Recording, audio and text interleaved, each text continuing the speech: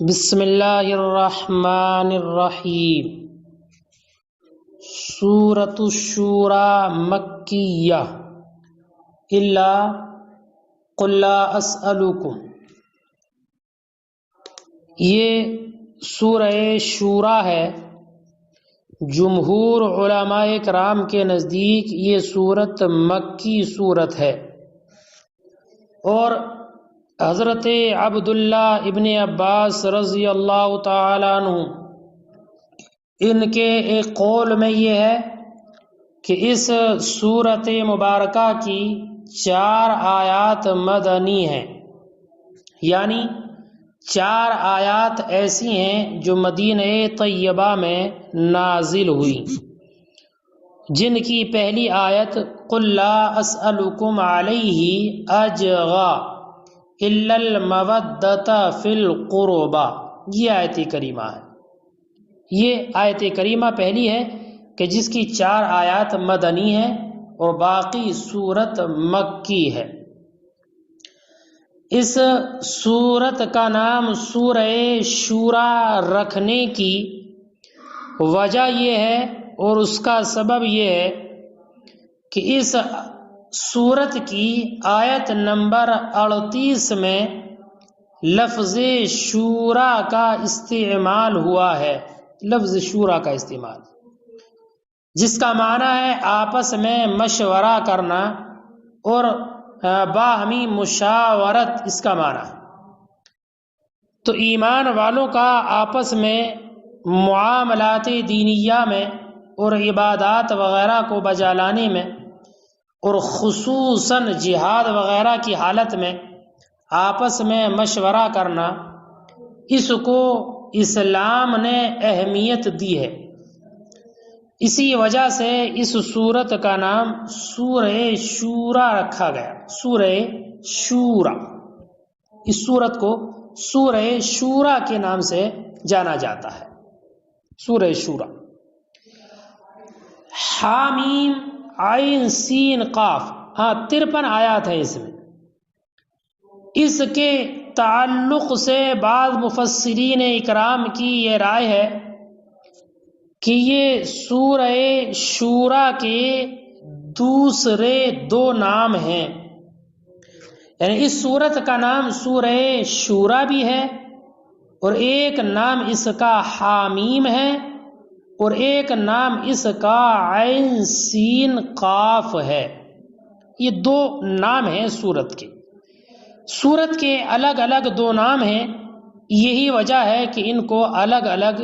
2 آیتیں شمار کیا جاتا ہے۔ اور بعض علماء کرام نے یہ فرمایا کہ یہ دونوں مل کر ایک ہی نام ہے، ایک ہی نام ہے، لیکن دوسرے حوامیم کی موافقت اور مماثلت کے لیے ان کو الگ الگ کر کے لکھا گیا، ورنہ تو یہ دونوں مل کر حامیم عین سین قاف، یہ دونوں مل کر اس سورت کا ایک ہی نام ہے، دونوں مل کر اس سورت کا ایک ہی نام ہے، الگ الگ نہیں ہے۔ کذالک کے بعد مفسر نے تفسیر فرمائی مثل ذالک الایحاء، کذالک اے مثل ذالک الایحاء، تو اس میں اس بات کی جانب اشارہ ہے کہ کذالک کا کاف مفعول مطلق ہونے کی وجہ سے محل نصب میں ہے، اور معنی یہ ہے کہ اس صورت کے ایحاء یعنی وحی کرنے کے مثل آپ کی طرف فی الوقت اللہ رب العزت وحی کرتا ہے، اور آپ سے پہلے جو انبیاء کرام تھے ان کی طرف بھی اسی طریقے سے اللہ رب العزت وحی کو نازل فرماتا ہے، اسی طریقے سے وحی ان کی جانب نازل کی جاتی ہے جیسے کہ آپ کی طرف وحی کا نزول ہوتا ہے۔ تو اس لیے یہ کاف جو ہے مفعول ہونے کی وجہ سے محل نصب میں، محل نصب۔ دیکھیے بسم اللہ الرحمن الرحیم، سورہ شورى مکی ہے، مگر قل لا اسألکم یہ 4 آیات مدنی ہیں، 53 آیات 53 آیات ہیں، بسم اللہ الرحمن الرحیم، حامیم عین سین قاف، اللہ اعلم بمرادہ بہ، اللہ رب العزت اس کی مراد اس سے بہتر جانتا ہے۔ کذالک ایسے ہی، اے مثل ذالک الایحاء، یعنی یہ وحی کرنے کے مثل، یوحی الیک، اللہ رب العزت وحی فرماتا ہے آپ کی جانب، وَأَوْحَى إِلَى الَّذِينَ مِن قَبْلِكَ اللہ، اور وحی کرتا ہے ان کی جانب جو آپ سے پہلے ہوئے۔ اللہ یہ ایحاء کا فاعل ہے، فاعل الایحاء، العزیز فی ملکہ، جو غالب ہے اپنے ملک میں، العزیز فی ملکہ، الحکیم فی صنعہ، اور اپنی کاریگری میں حکمت والا ہے، حکمت والا ہے۔ لہو ما فی السماوات وما فی الارض، اسی کے لیے ہے، اسی کا ہے جو کچھ زمینوں اور آسمانوں میں ہے، ملکیت کے اعتبار سے، تخلیق کے اعتبار سے، اور غلامیت کے اعتبار سے، ملکن و خلقن و عبیدا، وہو العلی، اور وہی بلند والا ہے اپنی مخلوق پر، العظیم الکبیر، اور بڑا ہے، وہی بلند والا اور بڑی عظمت والا ہے اللہ رب العزت۔ ان آیات کا مطلب، اس کے بارے میں حضرت ام المؤمنین عائشہ رضی اللہ تعالی عنہا سے ایک روایت ہے کہ حضرت حارث بن ہشام نے رسول اللہ صلی اللہ علیہ وسلم سے معلوم کیا، یا رسول اللہ، آپ پر وحی کس طریقے سے آتی ہے؟ تو نبی اکرم صلی اللہ علیہ وسلم نے ارشاد فرمایا کہ میرے پاس وحی کبھی گھنٹی کی آواز کے مثل آتی ہے، اور وہ حالت مجھ پر بہت سخت ہوتی ہے، اور جب اس وحی کو جو نازل کی گئی میں یاد کر لیتا ہوں تو وہ حالت مجھ سے دور ہو جاتی ہے۔ اور کبھی ایسا ہوتا ہے کہ فرشتہ آدمی کی شکل میں میرے پاس آتا ہے، انسان کی شکل میں۔ عموماً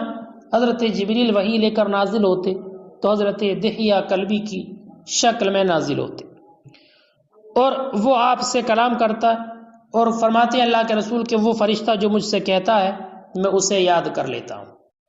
حضرت عائشہ رضی اللہ تعالی عنہا بیان کرتی ہیں کہ میں سخت سردی کے دنوں میں نبی اکرم صلی اللہ علیہ وسلم پر وحی نازل ہوتے دیکھتی، پھر جب وحی کا سلسلہ موقوف ہو جاتا تو آپ کی پیشانی سے پسینہ بہنے لگتا تھا، پسینہ، اتنی یہ حالت ہوتی تھی وحی کے نزول کے وقت میں۔ تکاد السماوات یتفطرن، تکاد السماوات، قریب ہے کہ آسمان اوپر سے پھٹ پڑے، یتفطرن من فوقہن، تکاد یہ تا کے ساتھ بھی ہے اور یا کے ساتھ بھی ہے، تکاد السماوات یتفطرن، یتفطرن من فوقہن، اوپر سے پھٹ پڑے۔ یتفطرن میں بھی کئی قراتیں ہیں، یتفطرن یہ نون کے ساتھ بھی ہے،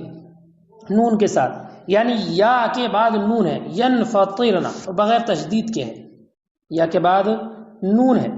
ینفطرن، ینفطرن نون کے ساتھ۔ اور ایک قرات میں تا کے ساتھ ہے اور تشدید کے ساتھ ہے، یعنی یا کے بعد تا ہے اور تا کی تشدید ہے، جو موجودہ قرات لکھی ہوئی ہے، یتفطرن، یتفطرن، تا مفتوحہ کی تشدید کے ساتھ۔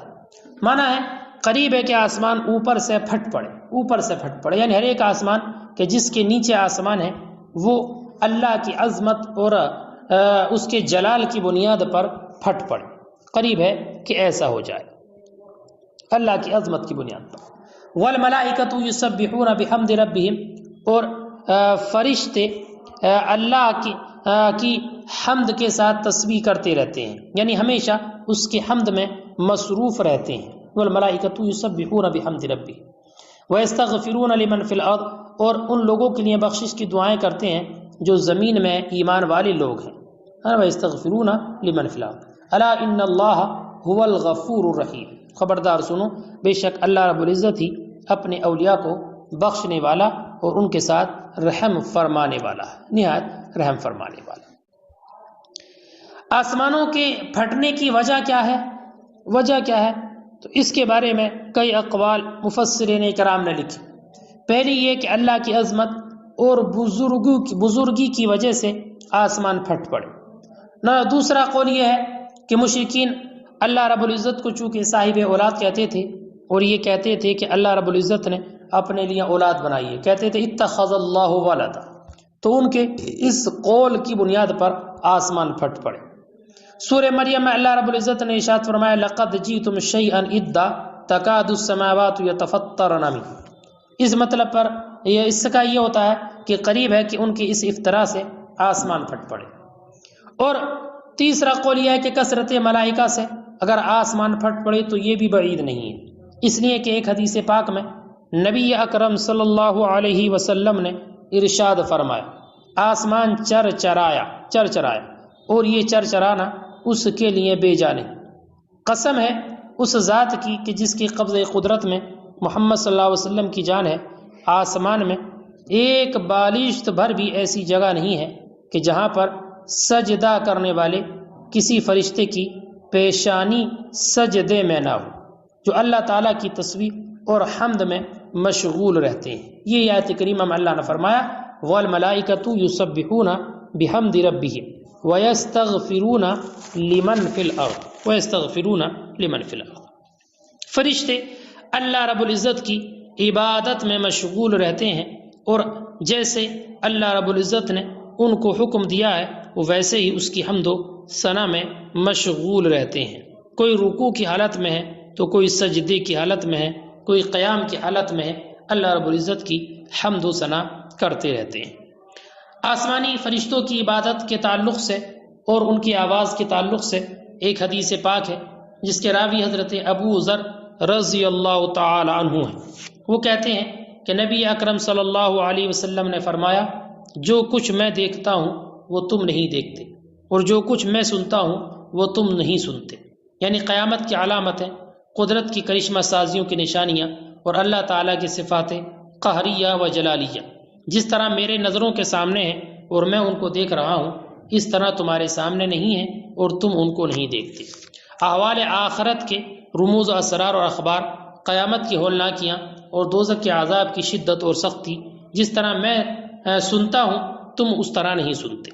آسمان میں سے آواز نکلتی ہے اور اس میں سے آواز کا نکلنا بجا ہے۔ اور پھر آپ نے فرمایا قسم اس ذات کی جس کے ہاتھ میں، جس کے دست قدرت میں میری جان ہے، آسمان میں 4 انگشت کے برابر بھی ایسی جگہ نہیں جہاں پر فرشتے اللہ کے حضور اپنا سر سجدہ ریز کیے ہوئے نہ پڑے ہوں۔ اللہ کی قسم اگر تم اس چیز کو جان لو جس کو میں جانتا ہوں تو یقیناً تم بہت کم ہنسو گے اور بہت زیادہ رونے لگو۔ اور پھر فرمایا اور بستروں پر اپنی عورتوں سے لذت حاصل کرنا چھوڑ دو، اور یقیناً تم اللہ سے نالا اور فریاد کرتے ہوئے جنگل کی طرف نکل جاؤ، جیسا کہ رنج اٹھانے والے اور غموں سے تنگ آ جانے والے لوگوں کا طریقہ ہوتا ہے، کہ ان کا طریقہ یہی ہوتا ہے کہ وہ گھروں سے نکل جاتے ہیں اور جنگلوں میں گھومتے پھرتے ہیں تاکہ زمین کا بوجھ کم ہو اور دل ان کا ہلکا ہو۔ حضرت ابو ذر نے یہ حدیث بیان کر کے ارادہ حسرت کہا کہ کاش میں درخت ہوتا کہ جس کو کاٹا جاتا اور انسان نہ۔ اللہ نے اسی کا ذکر اس آیت کریمہ میں فرمایا تکادو بالتا والیا، قریب، تکادو یہ تا اور یا کے ساتھ قریب ہے کہ آسمان پھٹ جائے، یتفطرنا نون کے ساتھ بھی ہے، ینفطرنا، وفی قرات بالتا والتجدید، اور ایک قرات میں تا کے ساتھ یعنی یا کے بعد تا ہے، وہ طائے کی تجدید ہے۔ من فوقہن، اوپر سے، تنشق کل واحدۃ فوق التی تلیہا من عظمتہ، یعنی پھٹ جائے ہر ایک وہ جو کے نیچے آسمان ہے اللہ کی عظمت سے۔ والملائکۃ یسبحون بحمد ربہم، اور ملائکہ اللہ کی حمد کے ساتھ تسبیح کرتے ہیں، اے ملابسین الحمد، یعنی اس کی حمد میں لگے رہتے ہیں، سبحان اللہ و بحمدہ سبحان اللہ العظیم، یہ تسبیح کرتے رہتے ہیں۔